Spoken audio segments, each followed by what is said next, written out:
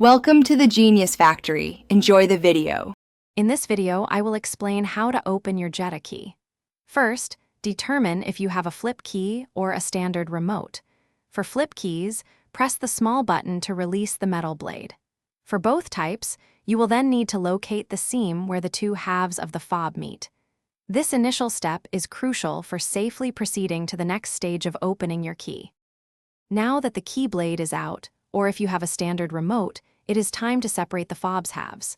Take a small flathead screwdriver or a coin and insert it into the seam. Gently twist the tool to create a slight gap. Then, carefully work your way around the entire edge, applying steady, even pressure until the two halves come apart. This prevents any damage to the plastic casing. With the key fob open, you will see the small, circular battery. It is typically a CR2032 coin cell. Carefully note its orientation before removal. Use a small, non-metallic tool, like a plastic pry tool or a fingernail, to gently lift out the old battery. Then, insert the new battery, ensuring the positive side, usually marked with a plus sign, faces upwards. Now it is time to reassemble your Jetta key fob.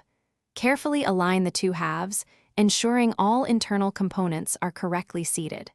Press the halves together firmly, working your way around the edges until you hear and feel them click securely into place. Finally, test all the buttons and functions of your key fob to confirm it is working perfectly before you use it.